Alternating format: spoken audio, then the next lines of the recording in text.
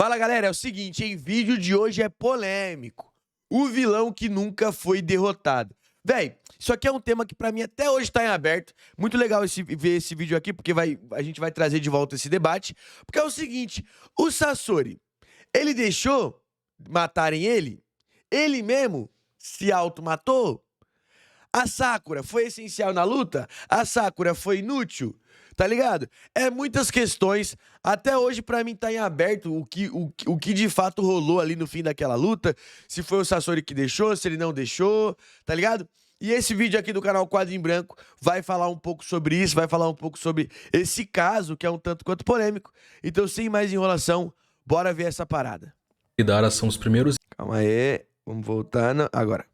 O Sasori e o Deidara são os primeiros inimigos que aparecem no Shippuden depois do time skip, como um prenúncio da ameaça que esse grupo, a Akatsuki, representaria dali pra frente em Naruto, trazendo perguntas que, a essa altura, a gente não sabe se os personagens saberiam responder. Como um primeiro movimento, eles derrotam e capturam o Gaara, o maior pilar de proteção ao território e ao poder do senhor feudal daquele país, e representante de um tipo novo de política.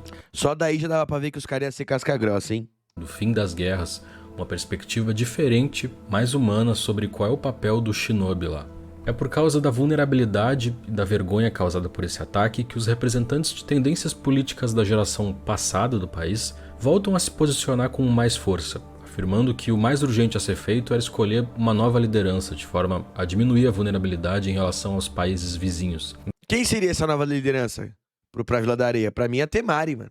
Kankuro não, pelo amor de Deus. Enquanto isso, o País do Fogo tá mandando ajuda para encontrar o Gaara. Os dois países estiveram em guerra há poucos anos atrás, o que faz com que essa ajuda também seja vista como uma demonstração de fraqueza pelos representantes dessa linha antiga. Ó o Bak, pilantra. Emboscou lá a Konoha e passou batido. Justiça nunca foi feita pra cima desse cara aí. Vamos falar um pouco sobre esse conflito de gerações no anime e, aproveitando o assunto, o Henrique tem um recadinho para dar para vocês. A gente discute todo tipo de coisa sobre cultura aqui no canal, de roteiro, qualquer curso que tu escolher. Ah, essa marca é da hora. Tem conquistado, joga. Tem a Pulei o ad, hein? Tá ligado, não? vovó Tio, que prontamente... Voltando, dentre os símbolos dessa linha antiga tem a vovó Tio, que prontamente fica de má vontade com a ajuda dos personagens que são os nossos protagonistas. No primeiro encontro com eles já tem um atrito e ataca o Kakashi. Ô, esse velho aí, esse velho também não fez nada, né, mano? Queria saber quais são as habilidades dele, velho. Só a vovó Tio fez coisa, esse coroa aí não... Ele fez alguma coisa, algum jutsu? Tendo confundido ele com outra pessoa.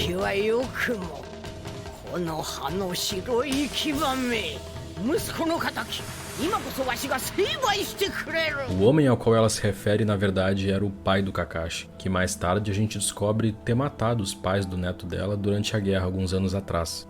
Loucura, né? O pai do Kakashi, Sakumo Hatake, matou os pais do Sasori. A Shio revela mais tarde que a decisão de selar a biju de uma cauda dentro do Gaara foi tomada por ela, repetindo um processo que custou muitas vidas para criar aquelas armas de destruição em massa, como eram vistas as crianças que abrigavam o espírito do deserto. Foi tomada... A Shio que escolheu colocar o Gaara como Jinchuri, que não foi o Rasa? Foi os dois, né? Ia lá, a Shio nunca... Todo mundo xinga o Rasa por essa atitude que ele cometeu, até eu, só que ó, a Shio também tá envolvida no caso. Mais um condenado a repetir o ciclo de ódio que amaldiçoava a vila, assim como se perpetuaria a guerra a partir da ambição de usar essa arma e da ambição dos outros países de tomar ela para si.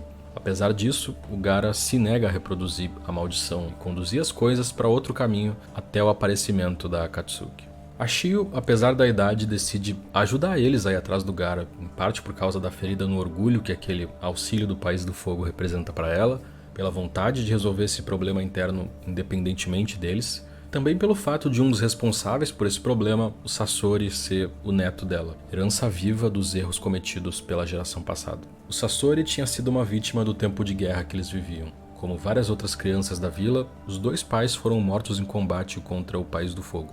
Sasori tem uma história triste do caramba, hein?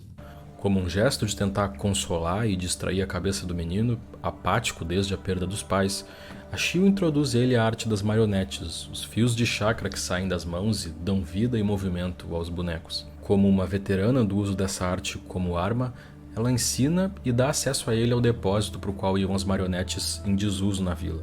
O Sasori cria então bonecos idênticos aos falecidos pais, recria artificialmente o pequeno universo de carinho da família, mas num movimento errado dos dedos a técnica se desfaz e tudo acaba. Tendo aprendido, a partir daí, ele vai dominando a arte das marionetes e dá um passo além numa direção mórbida. Detalhe, ó, o pai do Sasori e o próprio Sasori tem cabelo vermelho e não tem nada a ver com o Uzumaki. Interessante isso, né? Que tem cabelo vermelho normalmente. Mas enfim, Chiyu, uma curiosidade interessante da Chiyu é que ela, além de ser uma das kunoichi mais fortes da história da Vila da Areia, ela era rival da Tsunade, mano, nas antigas. Tá ligado? Ela e a Tsunade rivalizavam como as kunoichi mais fortes, tá ligado? Isso é interessante. Chiyu braba, pô. Ele cria bonecos a partir do corpo de seres humanos, que preservam características e poderes que eles tinham. O limite do que se poderia criar é transgredido. O sonho do Sasori era poder dar vida aos bonecos dos pais, perdidos na guerra. A técnica que ele desenvolve, que é a principal arma dele, são as marionetes humanas. Uma versão sombria do sonho que ele não pôde trazer para a realidade. Ele discute seguido com Deidara sobre o verdadeiro significado de arte. Uma das melhores discussões que tem na obra é essa discussão do Sasori com o Deidara sobre o que de fato é a arte, etc.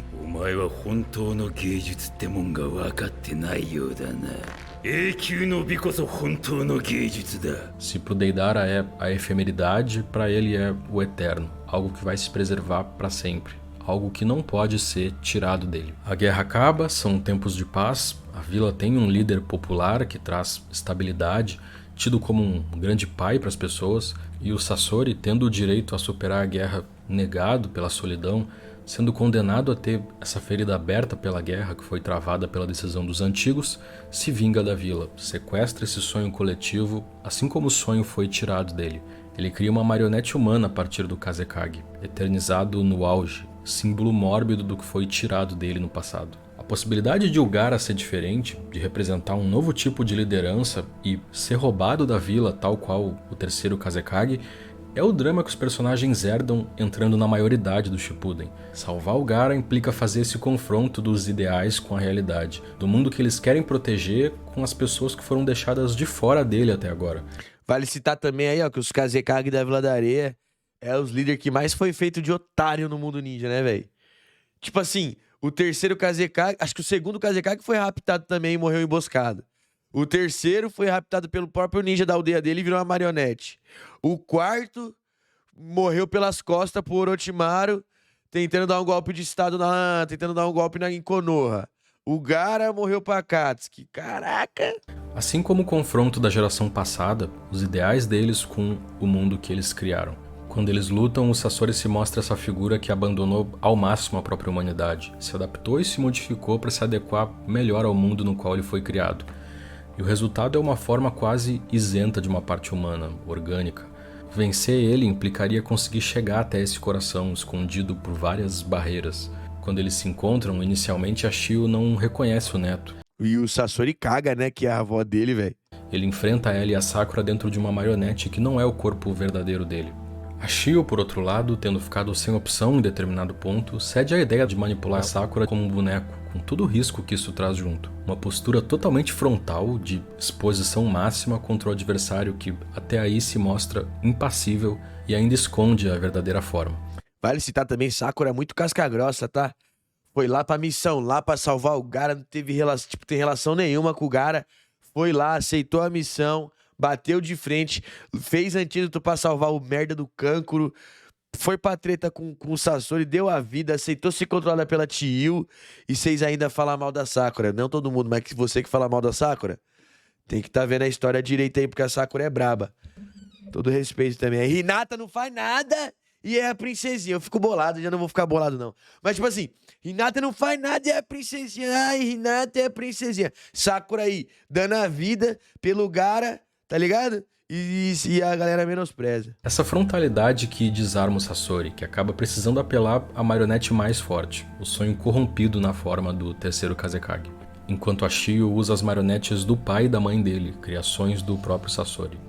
Essa é uma luta que se desenrola inteira com o uso das marionetes, uma das únicas em todo o mangá. Até quando a Shio controla Sakura, é com a técnica das marionetes. Confronto entre duas visões do significado daquela arte no mundo que eles vivem. Com as marionetes fica implícita essa ideia de poder criar na realidade o que só existe nos sonhos, dar forma, trazer para o material, E o conflito se aprofunda na abstração com essa dinâmica da luta. Que mundo vai ser criado daqui pra frente? A gente descobre que a Shio, para sobreviver à guerra, transformou o próprio braço em boneco. Teve que abandonar parte da humanidade também. Daí se borra a fronteira de vez. A personagem que a gente está assistindo poderia muito bem estar no lugar do vilão. É quase como um empate. A Shio não tem resposta para dar, mas assistindo a determinação da Sakura, ela decide confiar e passar a pergunta para a próxima geração, usando uma técnica de transmitir a própria energia vital para curar ela. Técnica que ela desenvolveu com o intuito de dar vida às marionetes dos pais do neto, trazer para a realidade o sonho que foi tirado dele pelas decisões dela e da geração dela. Uma coisa que não se dá tanta importância quanto deveria nessa luta é o fato de, no final, o vilão ter a oportunidade de matar a protagonista. Pois é, isso que eu queria falar sobre, eu queria saber mais exatamente sobre essa filosofia do final dessa luta, tá ligado? Deveria nessa luta é o fato de, no final, o vilão ter a oportunidade de matar a protagonista, mas, como a Shio repara, ele se deixa acertar de propósito no meio do caminho. Nos braços dos pais, de novo, finalmente com o coração exposto e atingido, ele mente até o último segundo. やめておけ。この体は痛みすら感じない。俺は血のつながったそのババアが死のうが何も感じはしない。心もこの体と同じだ。 Como se tivesse deixado de ser humano e fosse incapaz de sentir qualquer coisa. O cara ficou vazio, mano. A Sakura questiona a postura, questiona se ele entende o significado de uma vida e dos laços entre as pessoas, e ele pergunta ironicamente se essas são as palavras de um shinobi. Ele segue mentindo para poder ser, entre aspas, derrotado como um monstro por essa perspectiva diferente da que ele aprendeu sobre o que é ser um shinobi. Como um mestre que dá um treinamento. Ele tenta dar uma demonstração das perguntas que eles vão ter que responder dali pra frente se quiserem seguir afirmando essa posição. É um momento a partir do qual tudo muda na história. Um primeiro contato do que iria atingir um ápice mais tarde no confronto com o líder da Katsuki, que de repente a gente pode falar sobre aqui também no próximo vídeo. Então comenta aí embaixo se curtiriam um conteúdo sobre, o que mais gostariam de ver por aqui. Pô, vou falar pra vocês, papo reto. Lembrando que esse vídeo faz parte do catálogo de vídeos exclusivos que a gente disponibiliza pros apoiadores do canal. Pô, esse canal é da hora, quadro em branco. Mas deixa eu falar pra vocês, papo reto. Todo mundo na Akatsuki era meio depressivo, né, mano? Esse negócio é maluquice, pô. Geral era deprê pra caramba, mano. Caraca, da hora o vídeo, muito maneiro. Bem feito demais, tá ligado? Papo reto, da hora, querendo ou não, da hora. Rapaziada, é o seguinte, deixa o like aí pra dar uma força, pra dar uma apoiada. E se inscreve, tá bom? Que ó, amanhã tem mais vídeo, tá bom? Valeu por aqui, eu vou indo nessa. Espero que você tenha gostado do conteúdo. Até a próxima e fui!